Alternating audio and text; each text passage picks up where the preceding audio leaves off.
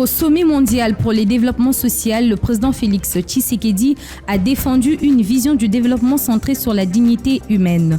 Le chef de l'État y a mis en avant plusieurs réformes sociales en RDC. Sasa Magazine. Le gouvernement demande aux assemblées provinciales de suspendre toutes les motions et pétitions de défiance pendant la guerre. Les ministres de l'Intérieur insistent sur la stabilité des institutions et la cohésion nationale alors que plusieurs provinces connaissent des fortes tensions politiques. Sasa Magazine. À Kananga, les comités provinciaux de pilotage du programme PIFORES a validé les plans de travail et les budgets 2026 pour le Kasaï central. Une rencontre consacrée à la restauration des forêts et des savanes, à la planification des activités agroforestières et au développement durable dans la province. Voilà tout pour le sommaire. La coopération internationale ne doit pas être un système permanent de dépendance. Elle doit être un pacte d'égal à égal où chacun rend des comptes à l'autre. Notre ambition commune doit être que d'ici la prochaine génération, les principes de justice sociale ne soient plus seulement proclamés dans des sommets comme celui-ci, mais vécus dans la vie quotidienne de chaque citoyen en Afrique, en Asie, en Amérique latine, dans les pays du Nord comme dans les pays du Sud. Cela exige du courage politique. Cela exige de regarder en face nos contradictions. Cela exige de mettre fin à l'idée que certains peuples seraient condamnés à l'instabilité, à la pauvreté ou à la guerre. La République démocratique du Congo croit en un avenir où la justice sociale cessera d'être une promesse et deviendra un droit collectif.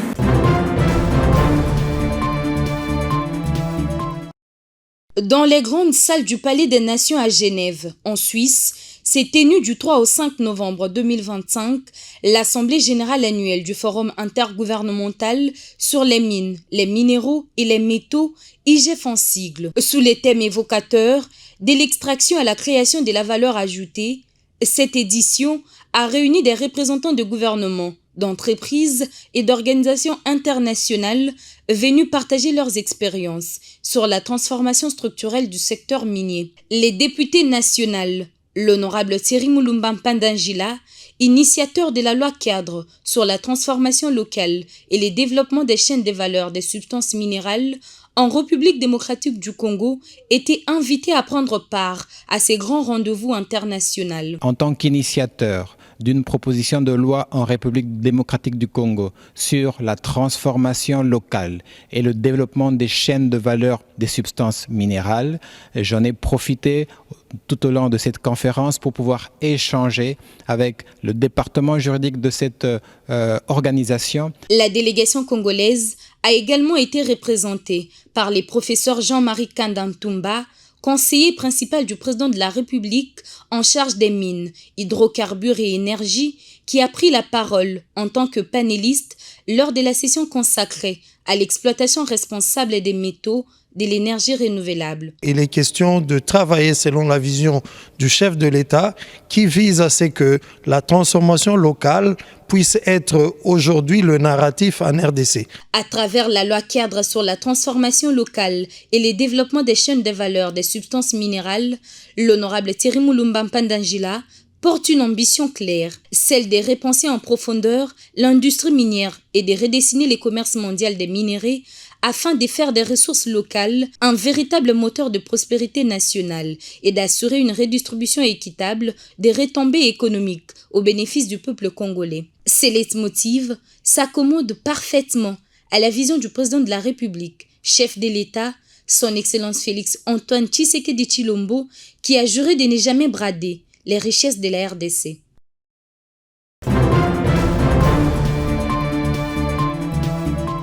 Les membres du comité provincial de pilotage du programme d'investissement pour la forêt et la restauration des savanes PIFORES se sont réunis ce mardi 4 novembre 2025 à la salle ECAF de Kananga. À en croire Yannick Luamba, expert en suivi et évaluation de l'unité de coordination du programme d'investissement pour la forêt qui assure la gestion financière du projet PIFORES, cette deuxième réunion de l'évaluation du programme avait pour but d'examiner et valider les plans de travail et budget annuel de l'année 2026 du dit programme en province du Kasaï central. Il indique que cette réunion était aussi une occasion de présenter l'état d'exécution du programme en ce qui concerne les plantations, de faire les points sur l'état du processus de recrutement des agences locales d'exécution, des maîtres d'ouvrage délégués, des assistants techniques ainsi que celui des acquisitions. Aussi, elle a permis de passer en revue le niveau d'atteinte de ces indicateurs intermédiaires. Bon, il est vrai que le projet a connu beaucoup de retard dans sa phase de mise en œuvre, mais malgré ce retard-là, qui est dû principalement à de longs processus, à de longs délais plutôt de processus de passation de marché, on a pu réaliser quand même quelques activités en termes d'acquisition. Donc, comme et si vous êtes ici présent à Kananga, vous allez visiter dans nos entrepôts où il y a eu beaucoup de biens qui ont été achetés et qui sont déjà entreposés ici. Mais nous avions lancé aussi certaines activités, notamment des plantations, avec certains fermiers privés. Donc, il y en a au total plus de 5 pour la province du Kasaï. Et le mois à venir, nous allons poursuivre pour enrôler beaucoup plus de paysans dans ce sens. Nous avons présenté ce qui sera fait en année 2026, notamment en termes d'activités agroforestières, en termes d'activités en lien avec l'aménagement du territoire, mais aussi en termes d'activités en lien avec tout ce qui est question de développement des chaînes de valeur. Pour sa part, Albert Kyungo du groupe de travail Climat Rénové, qui représentait la société civile environnementale à cette rencontre, souhaite voir l'arrêté provincial pris par le gouverneur rectifié pour intégrer d'autres acteurs clés et invite le programme à prévenir les conflits communautaires lors de l'exécution du programme. Il y a des recommandations d'ordre administratif, notamment la révision de l'arrêté provincial. L'arrêté provincial qui a été pris par le gouverneur de province doit être requalifié pour intégrer d'autres acteurs clés que nous avons jugés au regard des exigences du programme. Et ça, c'est un des deux. Nous sommes dit par exemple qu'il y a des activités qui vont concerner les investisseurs privés et aussi les activités des communautés locales. Les investisseurs privés qui vont essayer un peu d'être subventionnés pour faire des travaux de reboisement ou de restauration des forêts dégradées à Gazomba, Luisa et Dibaya. Ces gens vont aller vers des terres des communautés. Il faut tirer beaucoup d'attention pour que ces privés qui vont voir des concessions considérables ne puissent pas empiéter sur les droits des communautés et que cela puisse dégénérer un conflit. Notons que c'est le représentant du gouverneur de province, M. Meore Kamaï, ministre provincial de Transport, qui a donné le coup d'envoi de cette activité.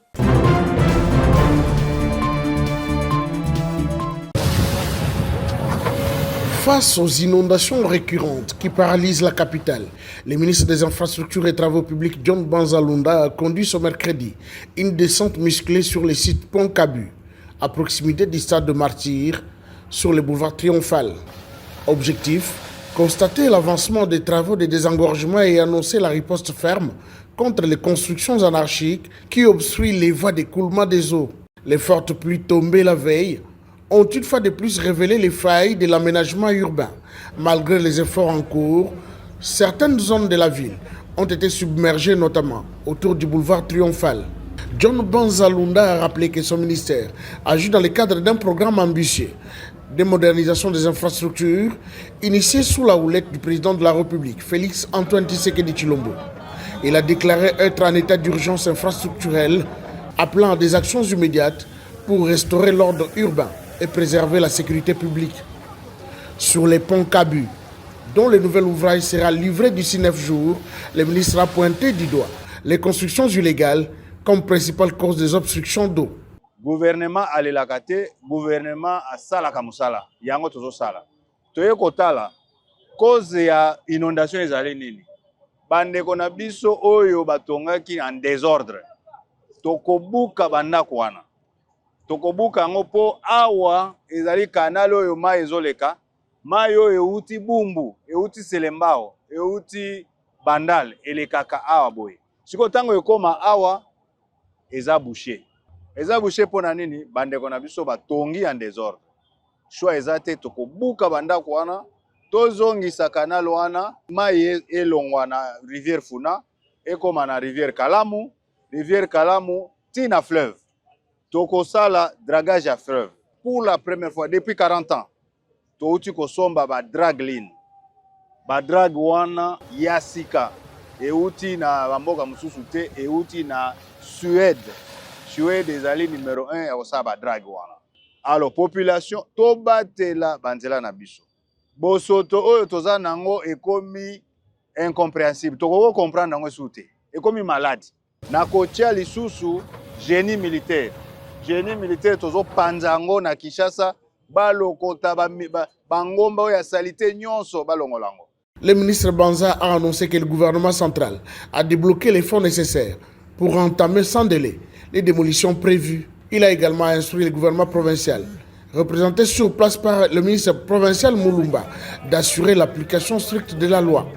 Accompagné de l'élu de Lukunga, Eliezer Tamboué, le ministre a réaffirmé la volonté du gouvernement de restaurer l'autorité de l'État, de protéger les vies humaines et de mettre un terme définitif aux inondations provoquées par l'incivisme urbain.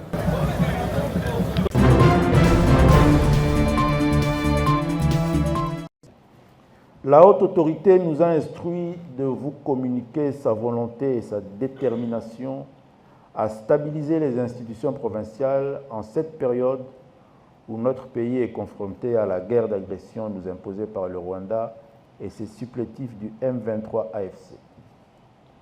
Dans l'ultime objectif de garantir la cohésion nationale et le développement intégral. C'est pourquoi j'en appelle encore une fois au sens de responsabilité des uns et des autres, afin que tous s'engagent sur la voie de la cohésion nationale et de la stabilité des institutions provinciales. Les gouverneurs de province doivent s'engager dans une gestion orthodoxe et transparente des ressources et assurer une concertation permanente avec les bureaux des assemblées provinciales sur les grandes questions d'intérêt majeur. Les programmes, projets, accords à financer tant par le gouvernement central que par la province ou que par les partenaires techniques et financiers.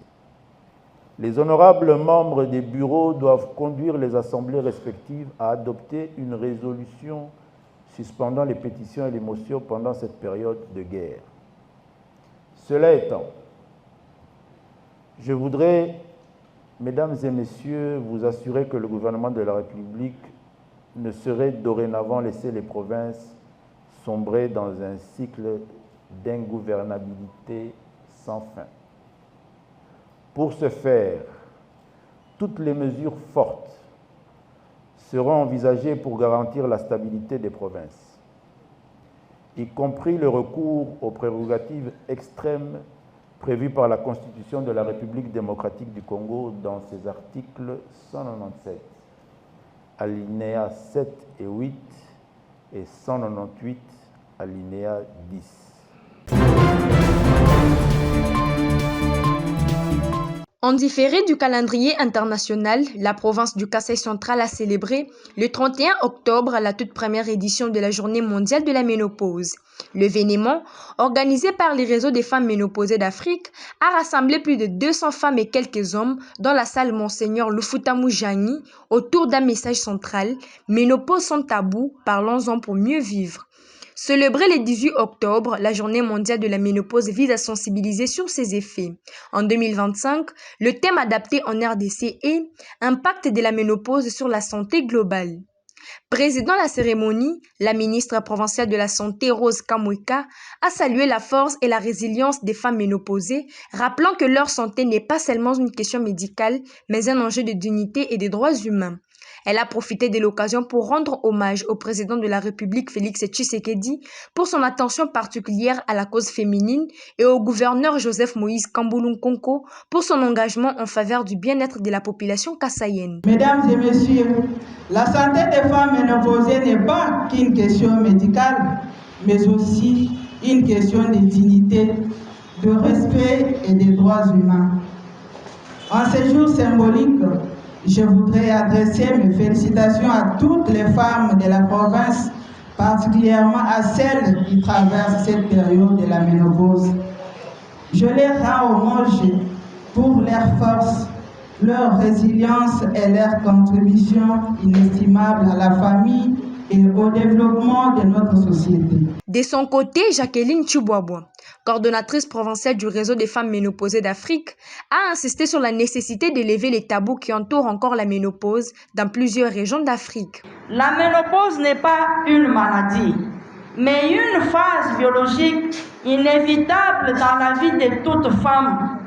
Et pourtant, dans notre province, le Kasaï central, Comme dans nombreuses régions d'Afrique et du monde, elle est souvent entourée de silence, de préjugés, de tabous, d'informations insuffisantes, souvent d'un accompagnement médical mal adapté et parfois même de stigmatisation.